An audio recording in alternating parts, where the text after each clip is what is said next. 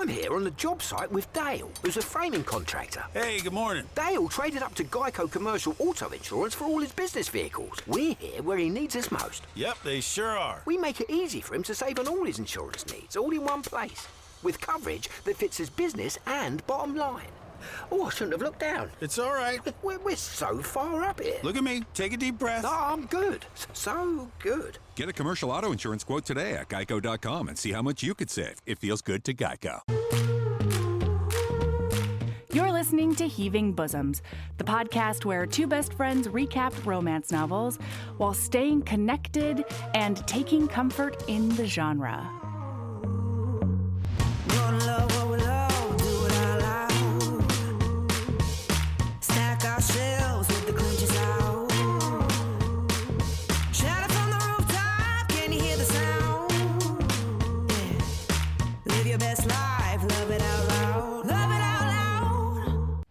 Hey HBs.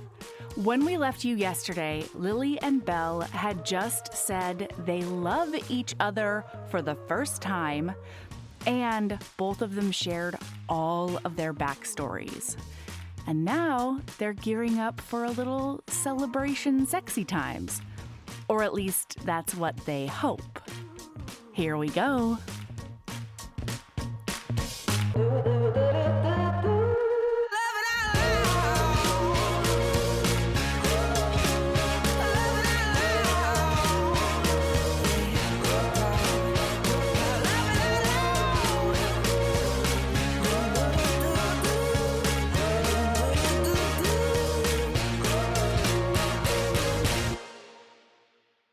But there's a knock, and she's like, "Oh God!"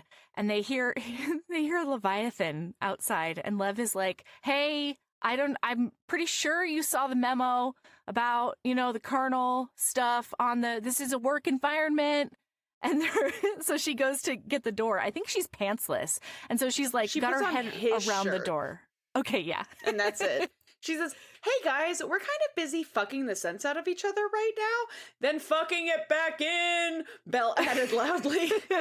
"And then fucking it back in. I understand that you sent out a very well-written and clearly worded memo, Lev, but this is an important moment that couldn't wait.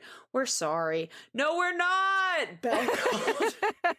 "We're just going to be a bit longer." And then she looks over her shoulder and she's like, "We're going to be quite a bit longer. So, if you can make it wait, please do that." And as Asmodeus is like, "Tomorrow."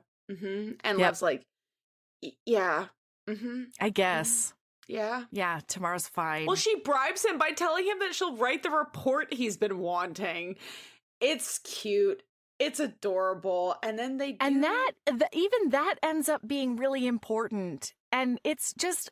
God, this book is so well crafted. Anyway, yes. Yeah, they have more like celebration we're together sex. And then she writes the report. Lev visits her up at the desk as she's like telling somebody off. And he's like, "Wow, that confrontation was very interesting. I have no idea. Like, can you tell me like how you gauge what each soul needs or whatever? Can you write a report on like human experience too?" And she's like, "No, absolutely. That's not something you can distill down into a report, Lev. I just, it's instinct at this point."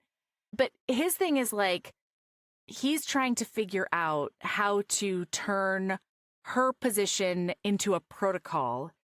And he tells her in this moment, it's because when she reincarnates, he doesn't want to lose this new feature of Hell's Gates. And hearing it from somebody else's mouth instead of just ruminating on it, she's like, "Ugh, that sounds terrible and gross and bad. Somebody talking about me reincarnating." And she's like, "Okay, well, why don't we just like cross that bridge when we get there?" And he's like, "Ugh, I don't want to do that, but okay." And then also, "Here, please look at this." And he slides over a very well-written memo that has been altered a tiny bit to be like, although this has been sent out in the past, there have been some occurrences that tell me that I need to send this message out again. Mm-hmm. And she realizes this is Lev's way of like welcoming her to the community, to like their work environment. Like she's one of them now in Lev's mind. And so she gets up and hugs him. He's also And it's so blushing cute. the whole Yeah. time. It's so cute. He's so cute. And then Belle gets called out again. Everyone. Yeah, it's the big one. Everyone gets called out to war. And he is gone for like Wait. two and a half Sorry. month in total. Yes. Before he goes, though, it is important to me, Melody. I'm very sorry. I know we have to boogie our way through the rest of this. Yeah, we're kind of, except for the devastating parts about what his realization and everything, we're kind of Yeah. zippy zap through a lot of this. But what is your important thing, Mel? Well, she was going to go have lunch with him anyway. And so she and Sharky get to say goodbye to him as everybody's mustering on one of the training grounds. And she braids his hair for him in 3 braids, 1 in the middle of his horns, and then 2 on each side of his horns until they all get braided back into one big braid so that it'll be out of his face when he's fighting and it'll be comfortable in his helmet. It is very important because it comes back in a really beautiful way. Yeah. Later in the book. Yeah. And so they get to say goodbye to him. And she's like, be safe. Mm-hmm. And yeah, he's gone for 2.5 months. He gives her his bracelets from his sisters. Yeah. Because, Yeah, his like, little nieces. just in case. Yeah, he essentially. can't wear them in battle, but he wants somebody to be wearing them. Well, and like, so Lily's the piece of him that he's leaving behind. so this is a really good. You and I were recently talking about how it feels like there's no stakes in Yeah. action books. Yeah. And like that's like one of my biggest complaints. And like and I know that it's a timing thing, right? If you don't dedicate a long time to something, Sure. that's not the only way to do it, but it is a way to do it. And like an effective way, yeah. Yes, and this book does it. Like, it's a romance. I know everything is going to be fine, but I was a fucking emotional mess during this part of the book because it God damn it, Mel. No, wait, hang on. We're going to come back to that. I'm going to come back to that. Okay. God damn it, Okay. Mel, in a minute.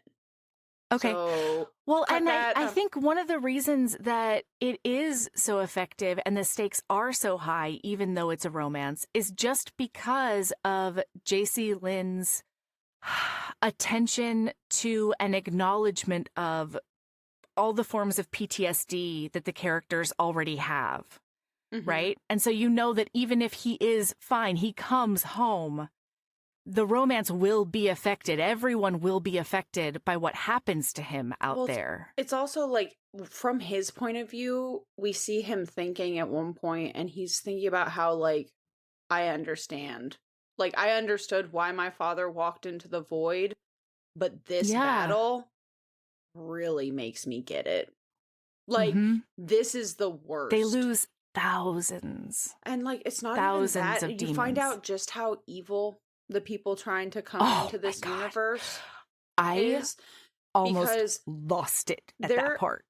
Yeah, so there are these creatures, monsters that they're sending over, Gaganese. And they're horrifying, okay? Yeah. Gagolans is Whatever what the narrator said. And they've got a vertical maw, okay, with like layers of shark teeth and stuff. Like they are objectively horrifying. But there's like there's weirdly small ones. They're like, wow, I guess that they must have sent over all of the other ones. Yeah, all of that. Like this is a young one, and I feel kind of shitty killing it. Yeah, and then he looks at the back of it, and it's been like scorched and tortured. And the little baby, a big one, shows up. An army of big ones, because they forced the babies out. There's multiple babies. Now they're sending the wave of parents. Is what they did is they fucking sent their soldiers crazy by hurting their children and then sending them into battle to die. And then the parents are basically rolling in for revenge. Well, and I mean, like they're.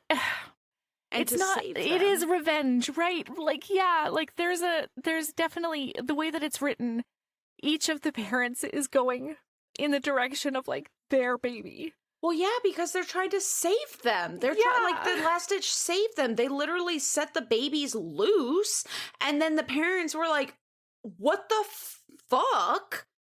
And came after them. Yeah, and so that's like the last, it's not flight, the last phase of the battle, the last ditch effort is them sending these crazed parents out And then, after their babies.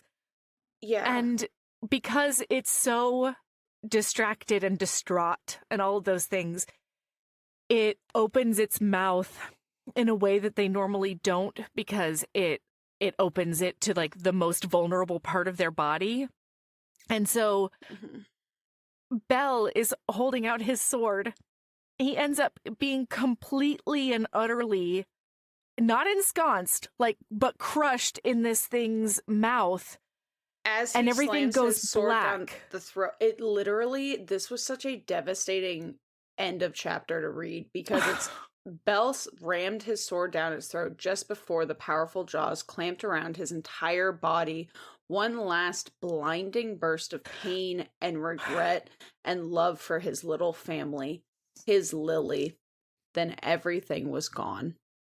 Yeah. And it's... Fuck that, Jaysea Lynn. Bro, this is like after Fuck 4 all of that. chapters of them being separated too. And it's just... Yes. Woof. And watching her, like, coach Sharky through worrying, but still getting through every day and doing what you gotta do. Yeah. And, like, there's a lot of that we have to skip over, but fuck, it's gorgeous and it's... And, oh my God, I just... So then This- we see... oof. Like, so way back at the beginning, Belle, when they realized that war was essentially inevitable, he told her, if there's ever something wrong in the afterlife, you need to get to You'll a be able realm. to... And you'll be able And to you'll be tell. able to tell. If there's something that doesn't belong in this universe, you'll be able to tell. And she wakes up one morning and she can tell that something's weird, but she's like, I'm gonna go get some coffee and hot cocoa for me and the babe, especially because the babe has started growing up. She started mentally and emotionally maturing to a point that allows her physical form to catch up, and so oh my she's God, getting y'all. bigger. At a certain point, they're standing in the break room of the Hellgate, and she says to Sharky, I think you grew like an inch. And Sharky then like goes over and announces it to all of the demons working the gate. And they like whoop and holler as if they're watching like a soccer game, like the World Cup or something. Like they've got her up in the air and they're cheering for her. And then they mark on the wall right by the water cooler so that everybody can see how tall Sharky is every time they take a break and get some water. And it's just like shit like that where Their community. yes, yeah. So she's worried enough. She's got this niggling feeling that's big enough. She tells Sharky not to leave. Yeah, don't. Paradise. You need to stay. You need to stay in paradise. Do not leave under any circumstances. Look at me in my face and promise me that. And Sharky's like, okay, yes, I promise.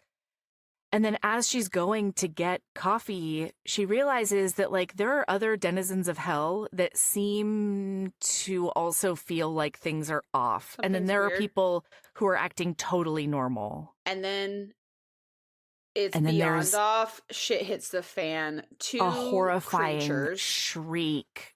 Like it's like 1,000 tortured children crying plus Yeah. like a weird reverberation And underneath or something, she says. We find out the details later, but it's one of the giggle monsters. I don't know what they're called. Gaganies, Gogolins.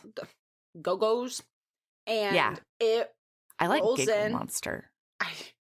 I kind of need It's them pretty to be cute. called a giggle monster because of Yeah. how devastating No. everything else is. No, I Um, can't. I can't let that happen to a giggle monster, you know? What happened to them? I can't let that happen to a giggle monster. Oh, well, that just makes it worse. That makes it worse. Yeah. And you know what? It's allowed to be It is- worse because Okay, it's that's fair. awful. It's fucking horrifying. And so everyone's running. Everyone's trying to hide, and she's like, no, you need to get to a realm. Everyone in a needs realm. to get in a realm. Get then out of stores. She ends up in a realm, and she's like, oh my God, what, this feels weird and wrong. And then she looks over and she says, well, no, somebody says to her next to him. No, not yet. Not yet. No. Importantly, Sabrina, I'm so sorry. One of the giggle monsters runs by. Before then. Mm-hmm. Yes. And then one of its keepers, like it says 3 fingers came around the frame of the realm. And then its head came like snaking in afterwards. And it starts like licking all over the barrier between the realm and where this thing is in the universal hallway. And she gets so pissed off because she wasn't able to get back to paradise where Sharky is. She doesn't, she knows that like she promised, but like she can't confirm that Sharky is safe. And this is her universe. And this is like, we're working so hard to allow it to be and keep it beautiful and a wonderful place to live. And she gets so angry that she just pulls out her sword and thwacks it through that barrier and decapitates this fucker. Mm-hmm. And it like the head rolls away and like the blood is like steaming acid against the barrier. And then somebody walks up next to her while she's looking at all of this, and she can feel the power emanating off of this person. Mm-hmm. And then she suddenly registers what the barrier looks like what the arch looks like. Is that a pearly gate? Mm-hmm. And then she looks over to the deity at her side, and he dips his head and says, your reputation is well deserved, Miss Lily. And she says, God. Mm-hmm. Because she's in heaven. That's the realm that she ended up in. And it was so beautiful because she lays into him. Yeah. Like, she gives him a piece. Well, it starts with her being like, no, please clarify. Are you all powerful and you just don't give a shit about all the people causing harm in your name? Or are you not as powerful as we're led to believe and you can't intervene with shit that's happening in your name? Like, please tell me, which of these fucking horrible things are you? And he takes full they take full, because it's, I love the way this is written, because they are basically like a light bulb, like they're beaming light everywhere, but you can see just enough that each feature kind of like morphs and rotates between the types of features on different humans that you see. Yeah. And I really loved that. To be fair, though, Jaysea Lynn does use he, him pronouns for God in this scene. Oh, yeah, that's right. Oh, I forgot about that. Yeah. Yeah. So anyway, he like takes responsibility for everything and he apologizes to her and he says, I'm doing everything I can. He says something that this is something that I've been working through in my own life in general and acknowledging and like recognizing. And it's such a hard thing to come to terms with, I guess, both from a receiving and a giving standpoint. He says, I offer only an apology, Lily. I do not seek forgiveness. My apology is not conditional. Yeah. And like I have people like friends and people in my life and things like that. And this is also reminiscent of just generally what's going on in the world right now, where people go public and they're like, I'm so sorry. But then, hey, we don't have to forgive you. Like, and you don't get to take back the apology. Yes. Because I have not forgiven you. And at that point, it's less I'm sorry and more forgive me. Performative. Yeah. And forgive me is not an apology. No. That's a demand. Yeah. And then she says back, and this is just such a valid thing. She says, I accept your apology.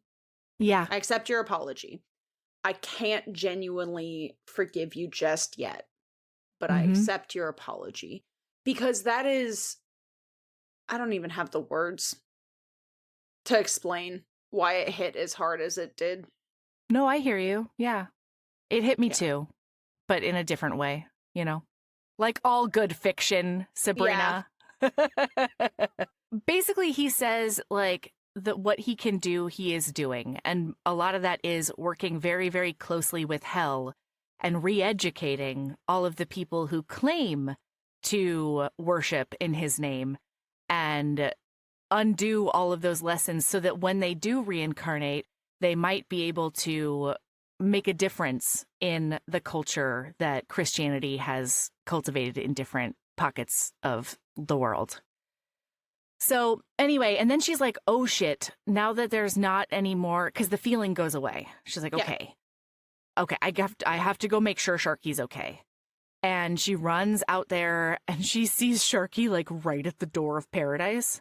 And she's like, the fuck, dude? You promised me. And Sharky is holding Max.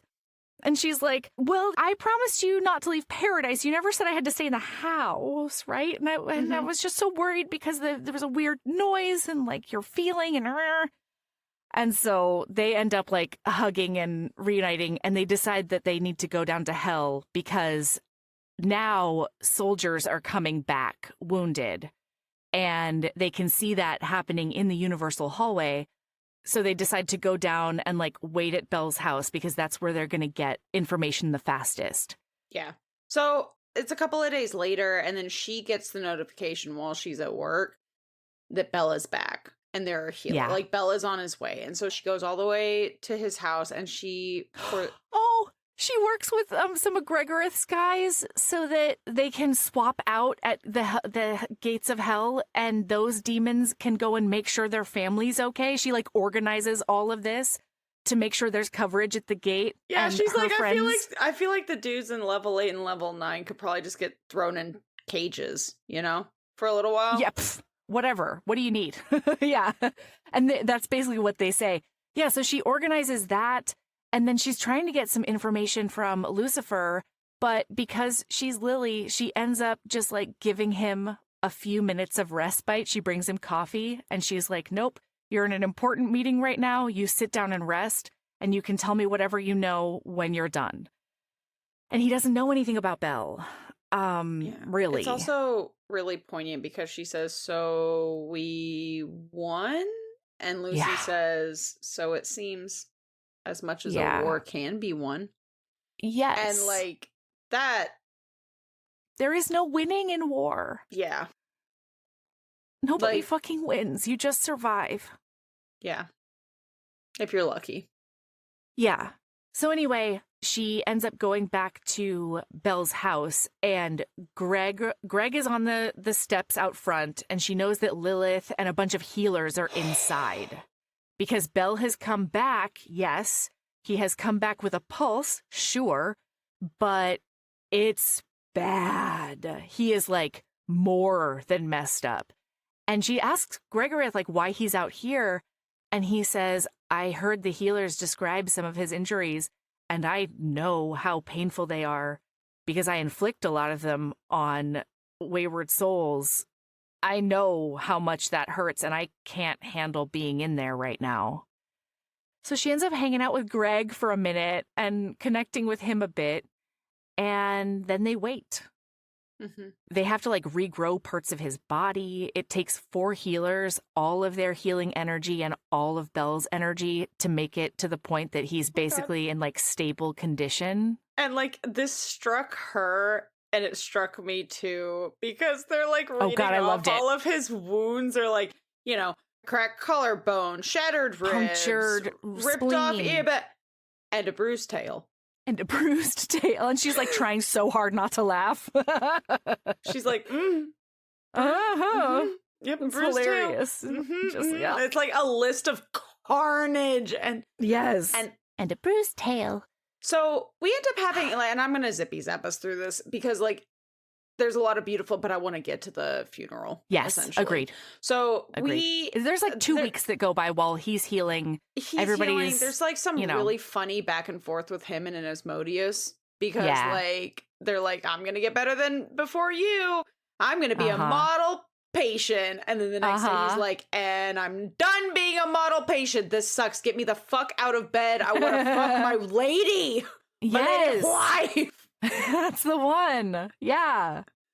No, not lady wife. My nerd wife. My nerd wife. You're right. You're right. So Yeah. there's just like all sorts of delightful back and forth. And then there's just a lot of growth as family, you know? Like Yes. her, Sharky, him, and he's back. Yes. He's here. Yes. He lived. But it's But hard. he's obviously different. It's changed, you know? And so, yeah, Asmodeus and his wife Soraya have their baby. That's another thing that she and Belle sort of have to get through because they each acknowledge that it's what they want most and they can't have together. Oh my God. And we skipped this when it happened, but Sharky has asked Lily if she can call her mom. Yeah. And Lily said, yeah. And she says, and I really want to call, like, I'll check with them first, but I really want to call Lucy Papa and Belle dad, because they can't both be dad, because that's just confusing. And I want that to be a thing. And she's like, yeah, I'm sure that they would love you to ask that. And then she says, I'm honored. Well, and then Please call me mom. When Belle is back and Lucy is there as well, Sharky's like, I was going to ask, but actually after all of this, I'm just telling you. You almost died. I'm just telling you, Belle, that your dad and Lucy, your papa. And they're both like. And the way she describes Lucifer's reaction to this is so cute. Please go read it. Yeah, and so they're becoming like this little family. They see the birth of this child. They're reminded about like, you know, life is worth living and all of that. And they're doing all of this through reconnecting with each other. And then it's time for the big funeral because thousands and thousands of soldiers died. And they're going to do one big ceremony with all the families. Normally, he would go individually to each family as the general and spend time with them. But there's too many. There's too many. So they're going to do a big ceremony and then a receiving line.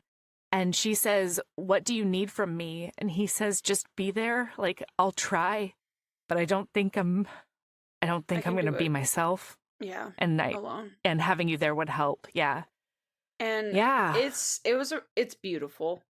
The whole thing is beautiful. I was unsurprisingly a sobbing little wreck the entire time because it's so poignant, especially because of the layers that have been built up that this is the afterlife, you know? And so this is forever. There's no, as mortals, like there's this idea that there's an afterlife, right? For many people. And so she's now living in that afterlife and she is, especially as a mortal, very, very aware that, this is forever.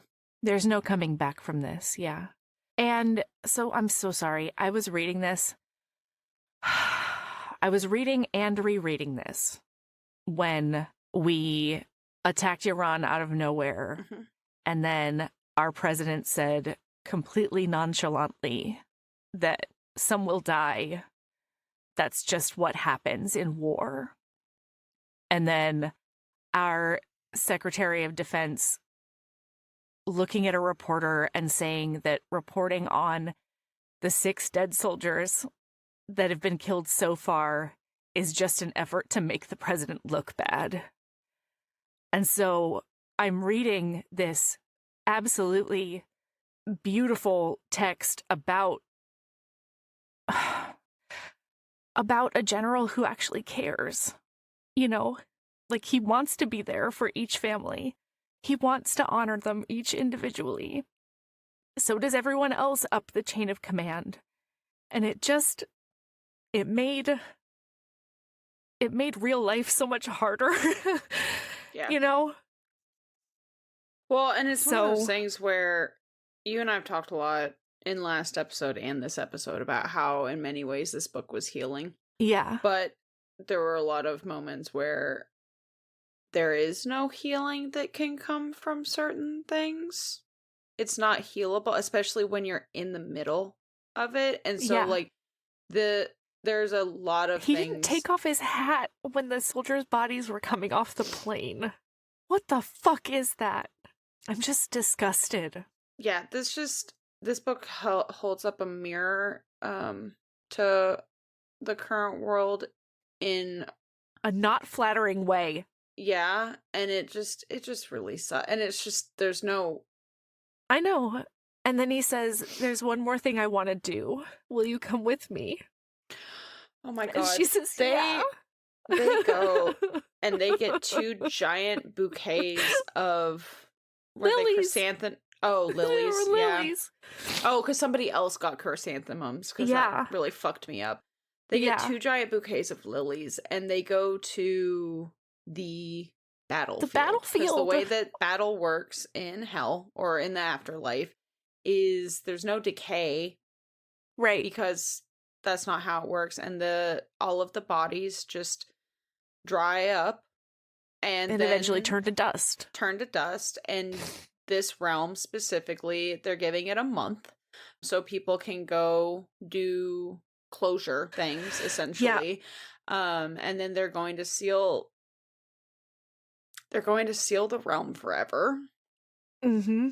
As essentially a monument to what happened. And like something that was talked about in this book is like, we're not the only ones hurt from this, and so it is an acknowledgement of all of the people that, that this they universe lost, but it's also an acknowledgement of the war crimes, frankly, on the other side's part. Yeah. To their own people. And it's a lot. And so they get there.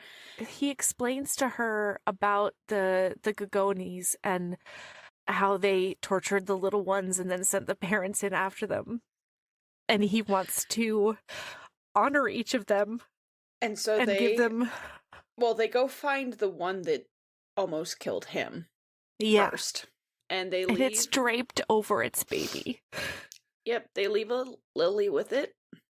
And then they separate. They each split up. Yeah. And they go all over the battlefield and find all of them. At one point, she drags one of them because its arm was reaching towards its kid, and she like drags it because it's super light. It's drying up, and she and its parent got killed too far away from the baby.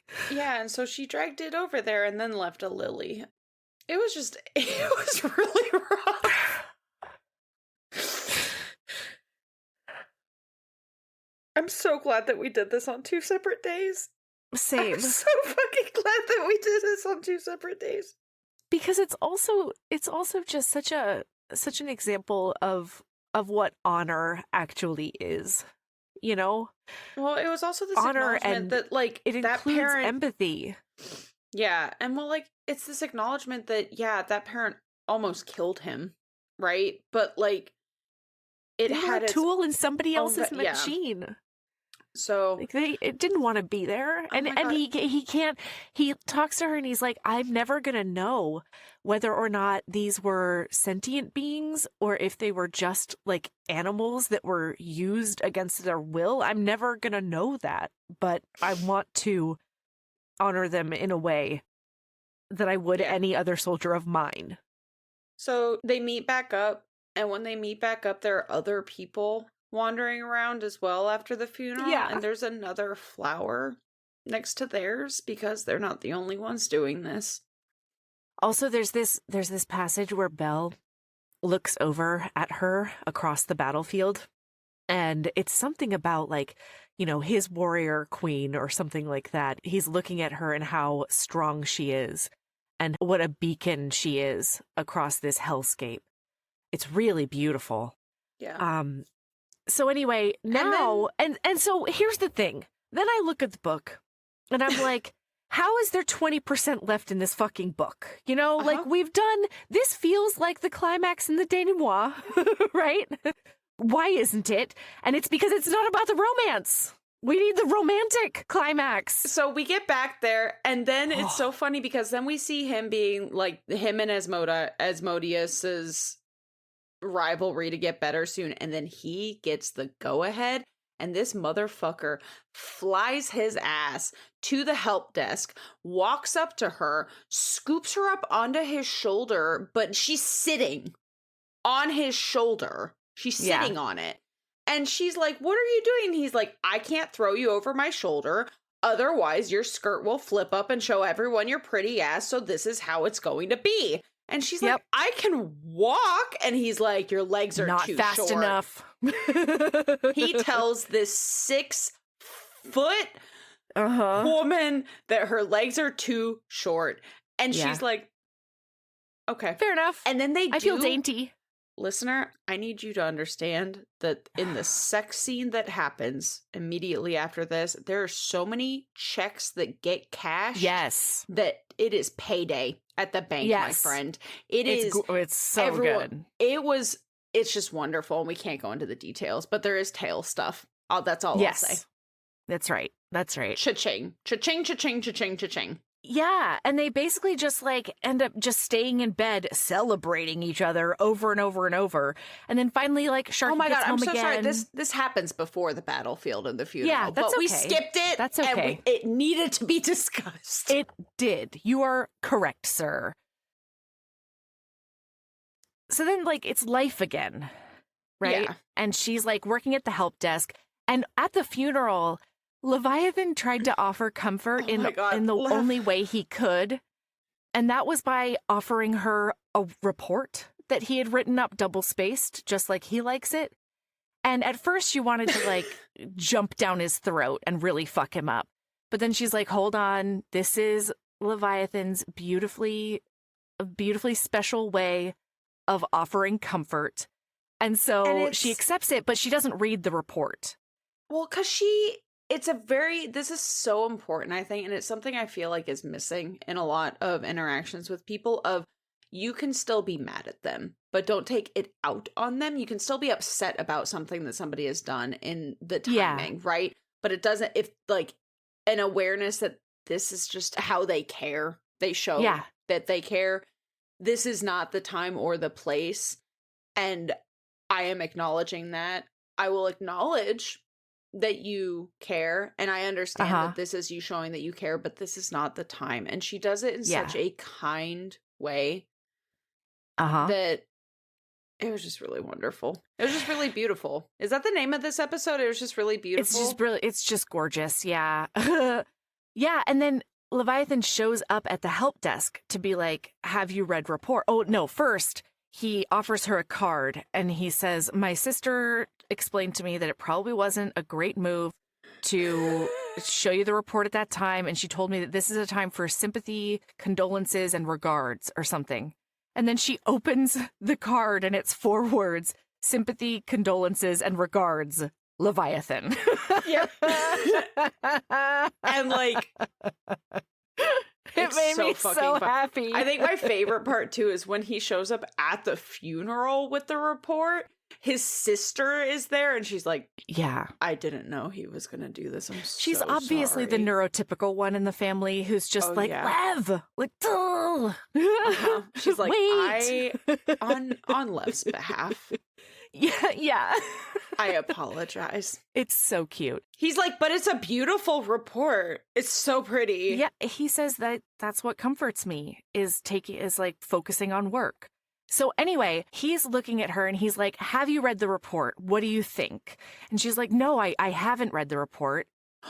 Before report, it's very important because she has decided that today she is going to the reincarnation office and telling them to put a note in her file that she doesn't want to be reincarnated. This is like her final. This is her end all be all. Yeah, she's already decided that this is it. This is her dream. Yes. So she's already decided that, and she was going to go by the reincarnation office anyway. And then Lev shows up because he wants to figure out how to keep this going if she reincarnates. And so he's like, okay, well, also, I know that, like, basically you're the best at your job. I don't think anybody else could do it. And so I've put a couple of solutions in this report, and they're, like, in the order of what I think would probably be best.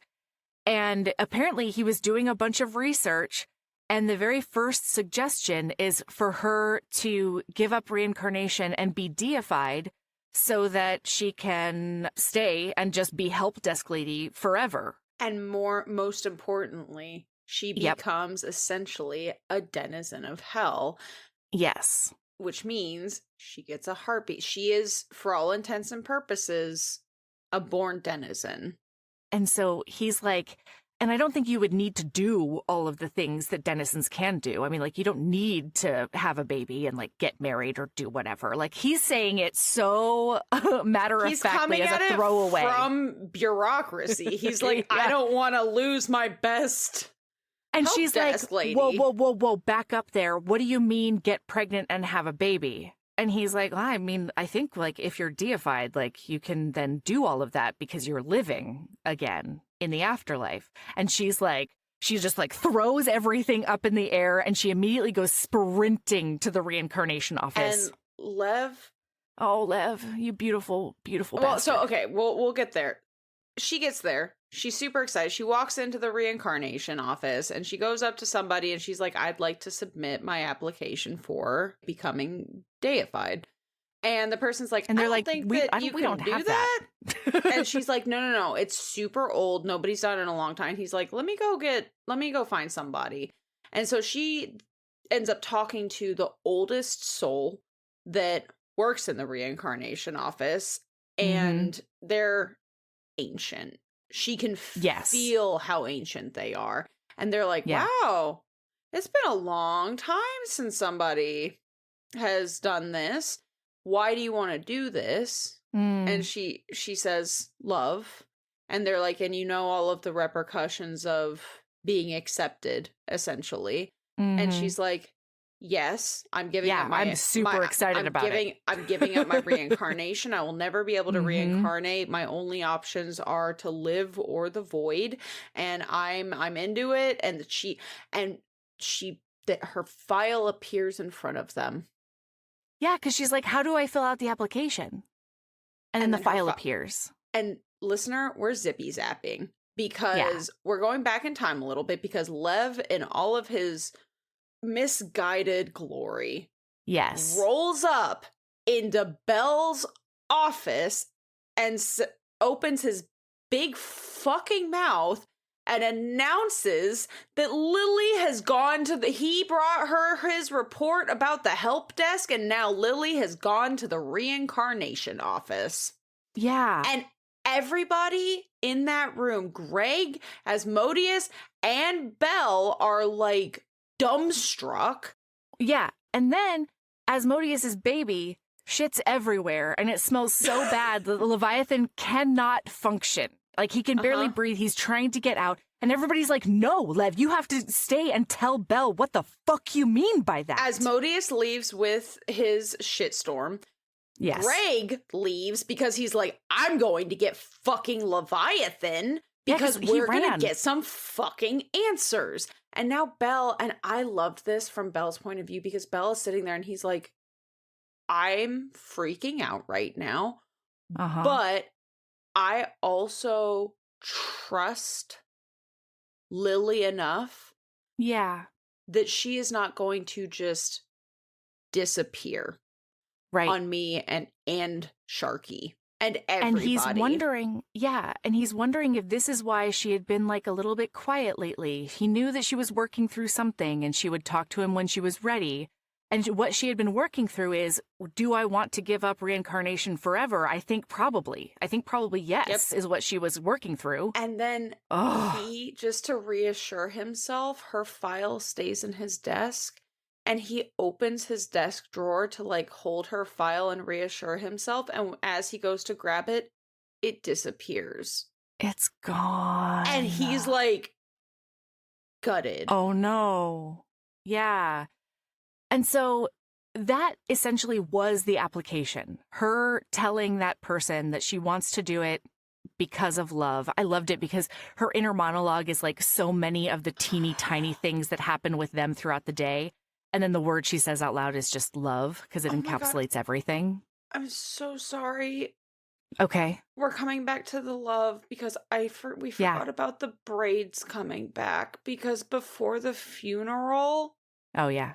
Sharky asks her to braid her hair like she did for Belle. And Belle's like, or Lily's like, I didn't braid Belle's hair today. And Sharky says that like she did before he went away to war, because he said that they were his lucky braids. Yeah, they were good luck. And she says, we might need good luck today. And then she gets her hair braided, and then Belle walks in because he read the letter and he got the From crown, his dad. and he asks her to help him put it on and then braid his hair. And it's just really beautiful because the letter was just so healing for him. And it's just a lot. Yeah. There's a lot that's happened in the last 20% of the book that's real rough, but so good. So good. But she does. She that was was the in her application. Yeah. And they're like, that this is like not, Leviathan kept on being like, this is not guaranteed, right? Like the universe has to accept you. And she's like, yeah, but like any chance is good. So as she's going back down to Belle's office to tell him. I'm so sorry. One last thing. This is just a quick thing. Yeah, please. Before she leaves the reincarnation office, she sees the couple. She'd taken all of one step forward when an elderly man and woman caught her eye as they walked hand in hand through the doors, bright smiles on their weathered faces. Oh, it was him. The man who'd been waiting for his wife. When she'd first seen him, she'd envied him for experiencing that kind of love and hated herself for feeling unworthy of the same. She knew better now. She'd always been worthy, and that love, she'd found it too. Everyone in the mortal world had made such a fuss about finding someone you were willing to die for, and there was a dramatic power to that, she supposed. But finding someone you were willing to live for, to fall in love with over and over again through lifetimes, or to love for the whole of an eternity, she'd take that kind of love any day. And when that old man's wife showed up and I read this thing, because there's been 400 pages that have happened since then. And yet oh God. Yeah, so she's headed downstairs, and when she like goes through the door, she sees Gregorith, like Greg she's got hauled Leviathan a wriggling Lev out of the hall and toward the stairs. You don't feel good? Imagine how he feels. Whatever it is, you're going to explain everything, Greg snarled, fighting to drag him backward across the floor. Let go, I think I'm going to be sick. You think bodily fluids bother me? Puke on yourself for all I care. After this shit you deserve. And then Lily pops up. She's like, hey guys. And Greg literally spins around, still holding Lev, glaring at her, stares at her for a second, and then just yoinks Lev back into the hallway and scuttles away. Like lets him go. Like a little fucking gremlin. And so genius that she is, she puts all the clues together and she's like, oh fuck, Lev told Belle that I was gonna reincarnate and oh God. He's probably so worried. So she goes to his office. He's put the motto that she came up for him up. Sorry, we didn't tell you about that, but I just remembered it. She came up with the motto, strength through understanding. And he put that permanently in Latin on his door like every other prince. But don't worry, they do still put up Post-it notes, though, because alongside that it says Veni Vidi Velcro. I came, I saw, it's I stuck really around. Funny. And I love it a lot. So she just goes in and Belle is standing at the window looking out on the vast expanse of hell that he can see from his office. And he's so still. And she tries to get his attention, and it doesn't really even work. And then she goes up and she touches him, and he breaks out of his, like, trance. And he's like, you're here. And she's like, yes, of course I'm here. And he's like, yeah, I trusted you, but, it could have been any, like, I didn't know. I didn't know. I knew you wouldn't just leave like that. You wouldn't do that. I knew that. But I was still scared, and I held your file to feel better, but then it disappeared, and I knew you wouldn't leave like that. I figured you probably needed your file for a very good Lily reason, but I still needed to come to the window. And the reason he goes to the window, she asks him, like, why did you go there? And he says, I needed to find beauty in a moment that had none. Why is this book so good? It's a lot. I'm really mad about it. She tells him that she's here and she's going to be staying here forever. And she says, she tells him about the deification and the application. And she's like, I don't know if it's going to be real, but if it is, we can have kids. I can have a baby if this happens. Well, and like also, even more importantly, no matter what, today is the day that I decided I'm not going back. Oh yeah, whether or not I get deified, I'm never going back. And then they're hugging and loving each other and kissing and just like having a beautiful time, and they're holding each other, and she feels a ba-dum. And she's like, wow, I've never felt Belle's heartbeat like that before. And then she pulls back and she realizes, it's not Belle. It's not Belle. It's her heartbeat. It's her heart. This is how she is notified that she has been accepted by the universe and is in fact a deity. It's so fucking funny though, because then Lev shows up. Greg basically scruffs Lev into the office and he's like, what do you have to say, Lev? Lev here has something to tell you, Belle and Lily. And Lev is like, I'm so sorry, like what, all of these things. Oh my God, wait, she tells Belle though at one point, she says, I could never leave you, heartbeat or no heartbeat. I was always going to choose you. You're worth dying for, but more than that, you're worth living for too. Yeah. And so they're fucking Lev gets fucking scruffed into this office and she's like, they're so excited, everything's wonderful. And he's like, explains, he's like, I'm so sorry, I should not have done that. Without context, I can understand why it was a very hard thing to hear. It was also your business to share or not share what was happening. And I just know, and then he says, I don't mean to be a pedant, but like, I know that the chances are slim that you're going to be approved. And she says, Lev, because she's hugging him, because she said, can I hug you? And he says, well, I suppose that's okay, as long as the clothes stay, like your clothes are on, so I suppose this is acceptable. There won't be any fluids involved. And then he's like, I know, I feel like we're just concerned, like we're celebrating early, and then she says, hey, Lev, do you feel my heartbeat? And he's like, I mean, yes, of course, a healthy heart rate, a tad elevated perhaps, but that makes sense considering the excitement. Lev, he paused. I've missed something, haven't I? Oh. Souls don't have heartbeats. A long pause, then he hugged her with actual enthusiasm. Oh, thank the universe. This will make so many things easier. And then Greg says, the translation there is that he's glad you're staying, because not only do you make soul management easier, but he's actually rather fond of you and would have missed you. And then Lev says, your reports are thorough without being needlessly dense and are formatted very nicely. And then Belle says, what Greggles is trying to say is that he would have missed you too. And like the emotional constipation of everybody in this book and the way that they love each other is just so good. And it's just cute. real delightful. And then they just like live. And it's great because the next chapter is like 7 years later or something. And they talk about how Sharky's maturing. Wait, no. Asmodeus and his shitstorm went to the help desk.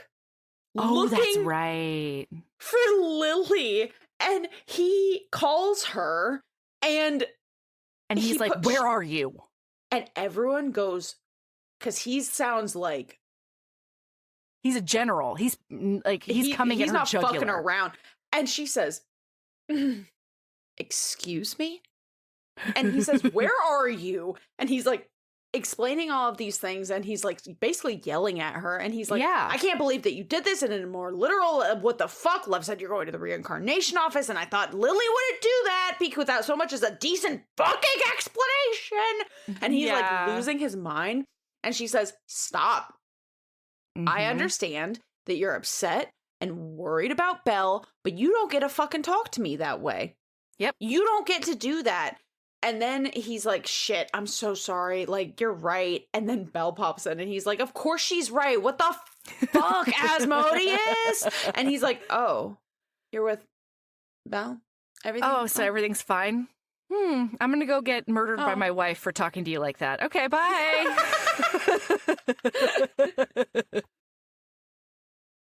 Oh my God, but then before the 7 years later, they go tell Belle, they go tell Lily. No, they go tell Belle. No, Sharky. Fuck, her name is Sharky. Oh, yeah, Sharky. They go tell Sharky, they go pick her up from school, and Lily gets to tell her that she's staying forever. Yeah. Oh, God. It's great. And then at the end of the book, Sharky is interning at the help desk with Lily. They're trying to find a third. Yes, with a bedazzled bat. They're trying to find like coverage for a little bit more, but they can't find the right soul to help. And then all of a sudden, this very meek woman walks up and she says, I need directions to hell. I'm sure that's where I belong. And Lily understands, like, not being able to think you're worthy enough for anything but hell. And so she basically is like, until you come to terms with everything, you want a job? You can work here at the help desk with us. Her name is Penny, and I do believe she's book 3, question mark, exclamation point. Hysterically, because her reason, she says, I should be here, really. I'm from Florida, so I'm used to the heat already. And I did cackle hysterically. Yeah. It was so good. You think she's book 3? Why do you think she's book 3? Do you know something I don't know? No, I don't know anything. I just think she's book 3 because that's often how things work. I'm wondering if she's book 2, and I hope that she's with Greg. I don't know what I want. No, Sharky's with Greg. I don't care who is with who. Okay, so maybe she goes with Lev. Like, I could totally see her being book 2 with Lev. Okay. And he's explaining hell. And, like... Yeah. He's doing, like, the trainee situation with her, maybe? He's like, that would be very there's a cute. new... Oh, my God. Oh, my God. I just want book 2. Yeah. This book only came out in 2024. It has not been that long. And are we going to survive book 2, though? You know? Like, will we be okay, Sabrina? We will be better people after reading it, but will we be okay? Listen, Linda. Is the question I have. Don't care. That's fair. All right. Should we do Lady Loves? Yes. So I'll go first for Lady Love. Okay. Because we already decided together in this episode what it's going to be. Yeah. So sometimes I find it. So I watched this video. I'm pretty sure that, like, I've talked about all of this on pod before, but I think it may have been when everyone learned about my rotisserie chicken love in the Ruby Dixon extravaganza on Patreon. Right. That continues to lovingly haunt me.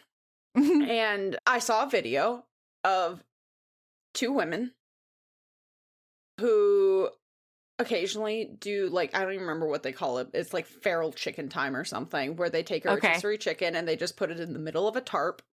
No. And then they both attack it together and, like, fight each other for the chicken. I'll see if I can find the video so you can put it in the show notes, because it was literally life-changing for me. Like, in a way that, like, I cannot properly express how life-changing it sounds for me. Incredible. And, like, I took it to heart, and they were like, sometimes you just need feral chicken time, you know? And I was like, I could use some feral chicken time.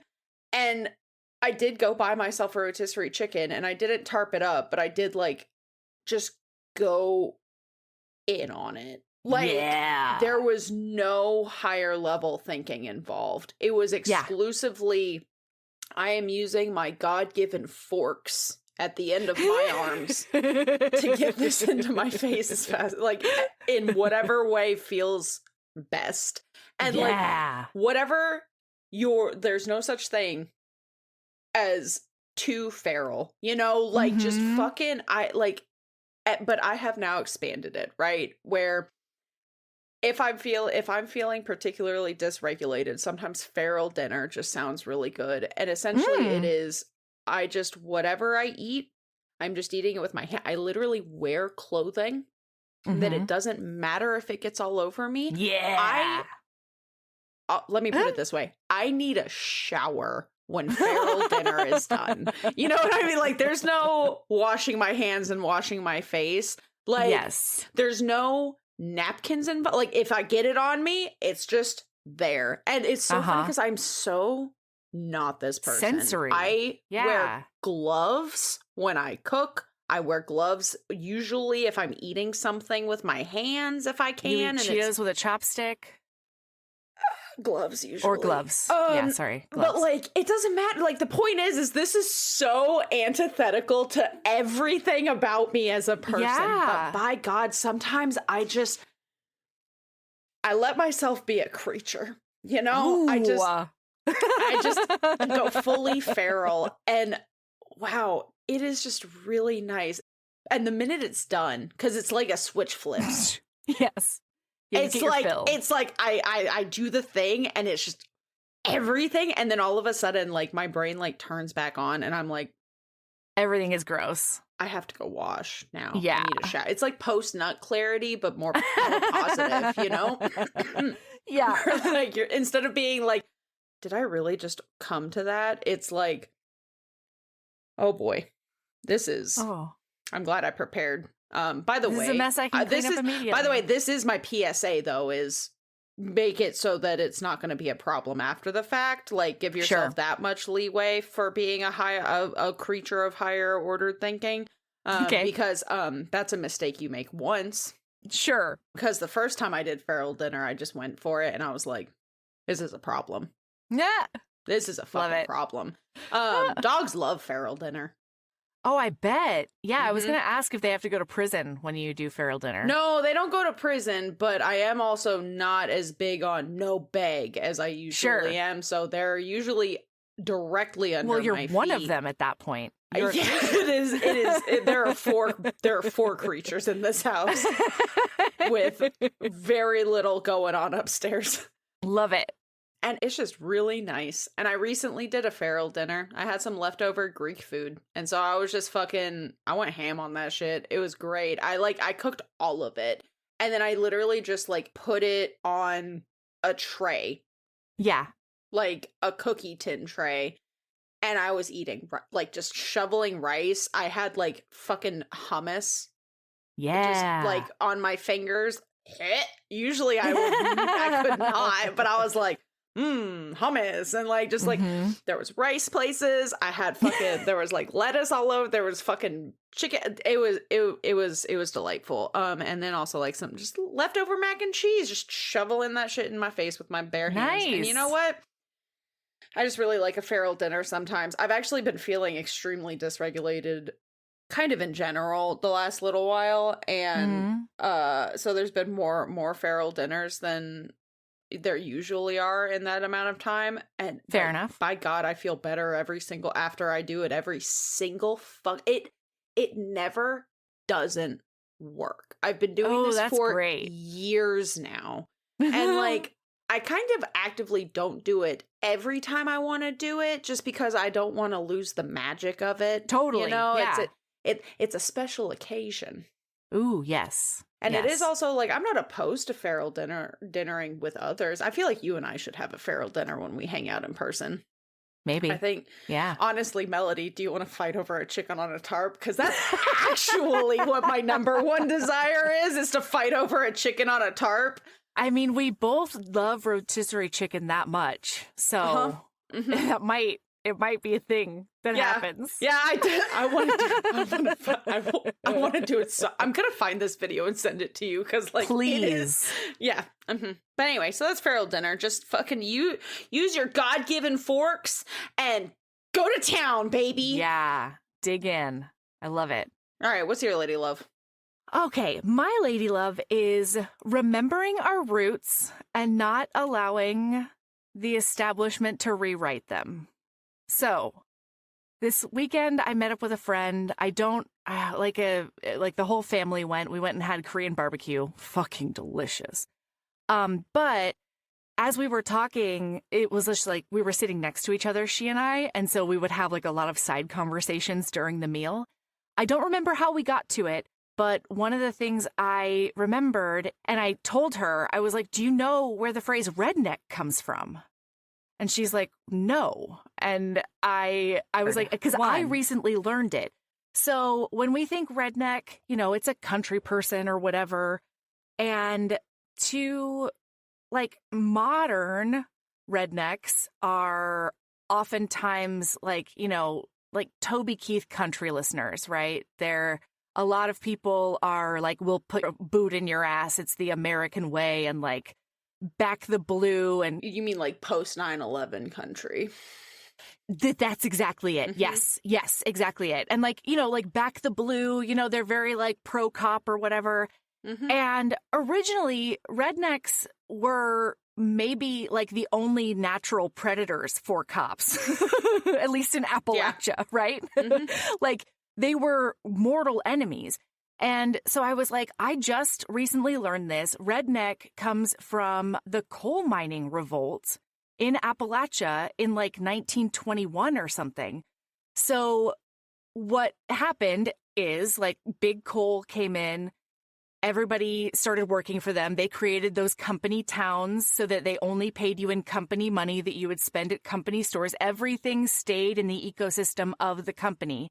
And eventually, the workers got so fucking fed up with it that they tried to unionize. The company tried to put that down. And then we get what's called the Blair Mountain Uprising in 1921. It's the largest organized armed revolt that happened since the Civil War. A bunch of these miners got together. They were fucking fed up with it. They wore red bandanas around their necks, and that's how you knew a fellow redneck. And in 1921, like August or September or something, because I just remember some of the stories, like it was really, really hot outside. You can leave that if you want. Your little cockatoo bandana thing was very adorable. Really cute stuff. I'm not kidding, but continue. No, I know. But I feel like for the rednecks, I can't look that ridiculous while telling their story. You know what I mean? That's fair. I feel like it's That's disrespectful to the rednecks of yore. And you know what? If we're one thing on this podcast, it's respectful. This is what I'm saying. Exactly. We have never said a single disrespectful thing in our life. Continue. Not to good people who don't deserve it. So they took up arms. We've never made a dark joke between us, Melody. Never. Oh, not yeah, once. no, you're right. Not a single time. That's not like one of our playgrounds. We would never. We would never. So anyway, there was this uprising, this revolt that happened, and like 10,000 mine workers got together, and they were at a standoff with 3,000 lawmen and scabs, the people who were going to break the strike and work for the coal company. And it only ended when the president sent in the West Virginia National Guard. And because the miners were decent people and many of them were veterans, they refused to shoot at American troops. And so it ended up like dispersing the conflict, and they went home. And it was a loss at first. Like the coal company pretty clearly like won that standoff, but it sowed the seeds for labor organization that shaped the movements that happened later on with like child labor and everything else. And eventually they ended up organizing in a way that was really, really beneficial to labor. So that's remembering our roots, okay? Rednecks are anti-cop, and post 9/11 country music would have you think completely differently because the establishment rewrote the narrative to have people fall in line. Yeah. So there you go. That's where the term redneck comes from. It makes me really fucking happy, and I find it to be very inspiring. Yeah. Yeah. All right. All right. Well, keep being a badass. Love And yourself as much as I love how much I just fucked up my Google algorithm by Googling rotisserie chicken on a fart. On a tarp. Friends fight over rotisserie chicken. I'm going to regret this for a long time. I also can't find the video, to be clear. shit. I'm going to keep looking. Maybe there's some intrepid listen. Part of the problem, I think, is that I don't have social media anymore, so I can't, like, Oh, yeah. look it up on TikTok or look it up on Instagram or something like that. But anyway, love yourself as much as you love fucking up your search algorithms. Hell yeah. Love yourself as much as you love a book that really just hits. Yeah, love yourself as much as you love a book that really, really fucks you up in the process, but turns you into a better person. Yeah. Also, love yourself as much as you love shark onesies. We didn't even talk about the fact that now that we did talk about the megalodon earlier. So love yourself as much as you love having a pet megalodon that you give rake scritchies. Yeah, in the afterlife. Yeah. Okay, bye. Yeah. Bye.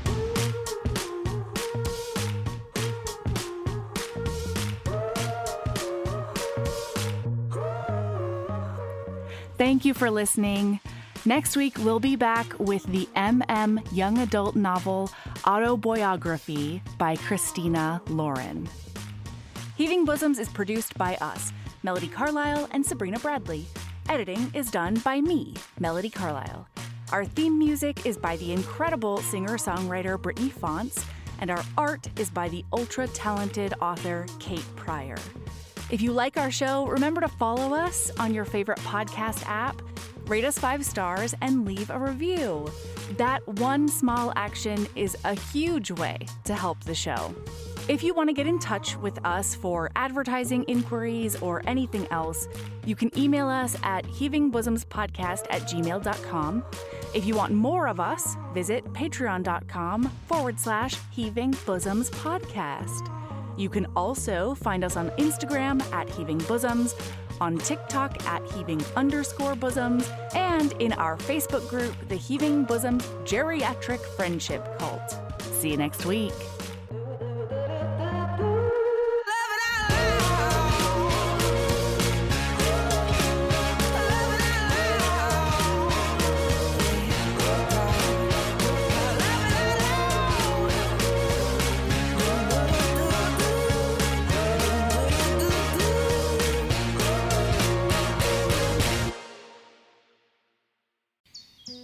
The sun's shining, birds are singing, and all feels right in the world.